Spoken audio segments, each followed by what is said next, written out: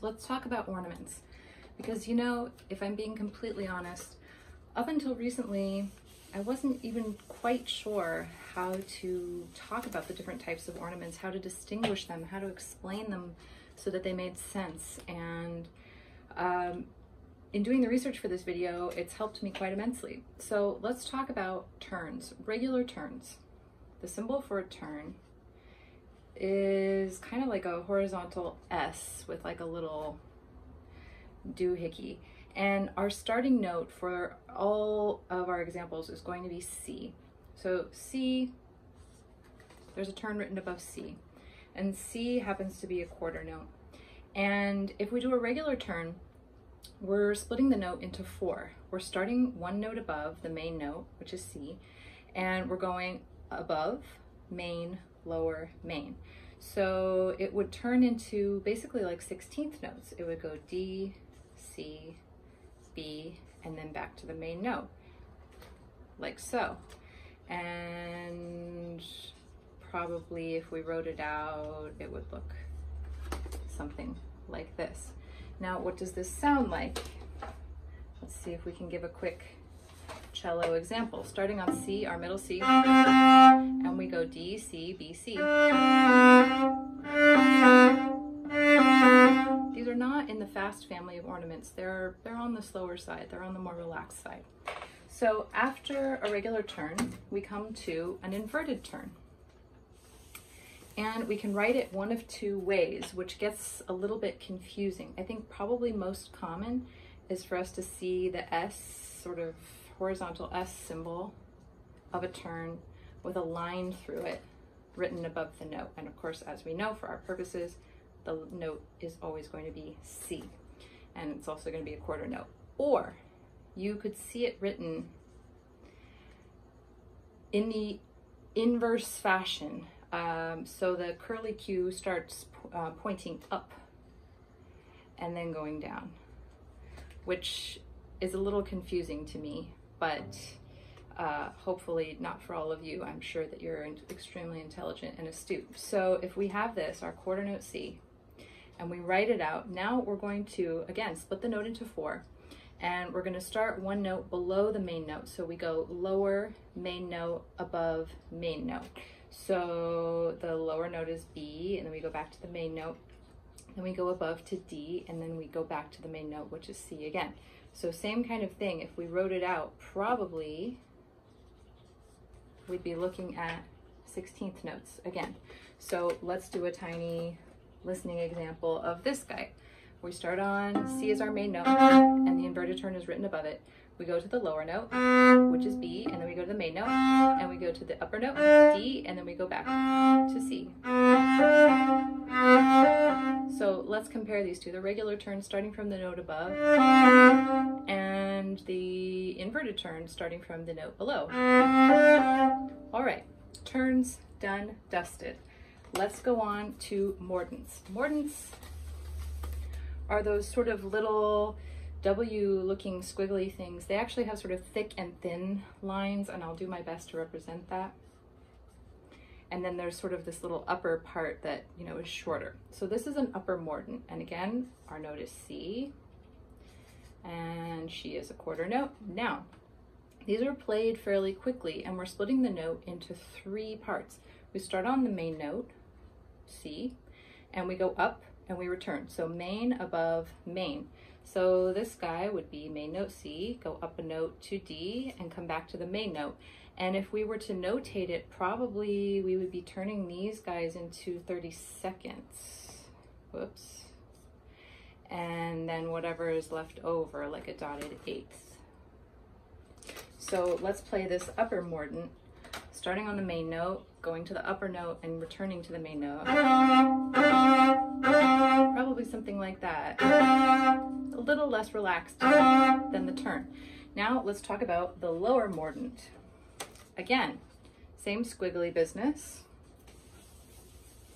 This time though, it will have a line through it, and someone once told me to remember this like the line for L means lower.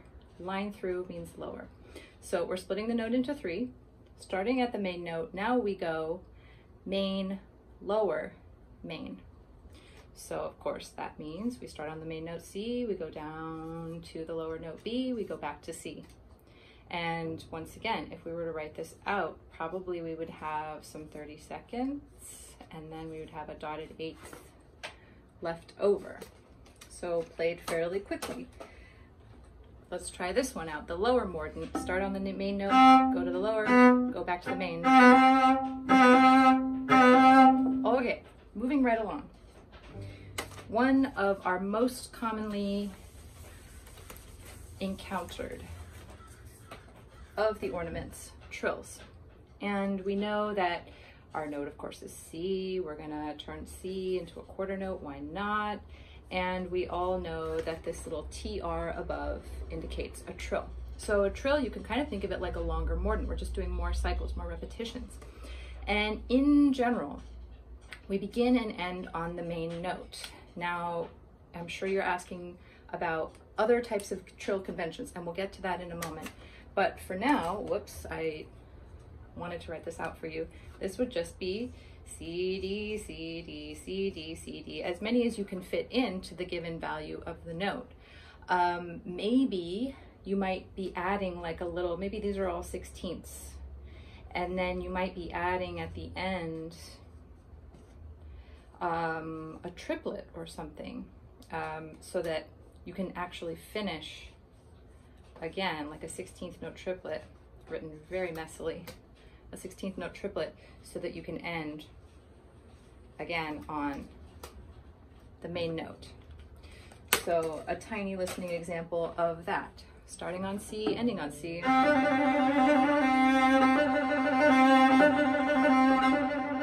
Okay, then music written before 1800. The convention was that you begin the trill on the note above. So in this case, our note C, we would begin on D. Start on the note above. I'm not going to write it out for you because you can kind of infer from what we did last time. But I'll just play it for you. Start from the note above,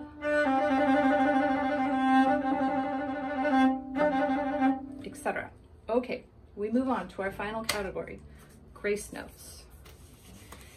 Now, we have two types of grace notes. We have an accacciatura and we have an appoggiatura, both these delicious Italian words that kind of sound like maybe some kind of cool bread or pasta or something. So accacciaturas first. This, of course, is the little note that occurs before the main note. So I'm sort of going to write him up here to indicate that. And an accacciatura is the one that has the line through it. Accaccia in Italian means crushed. And this is played as quickly as possible. It's essentially crushed into the main note. It can also be called a short appoggiatura because it's faster than an appoggiatura, which we'll talk about in a moment. So this, of course, can start from the note above or the note below.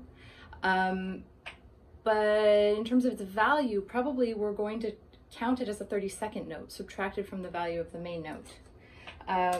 So as fast as possible.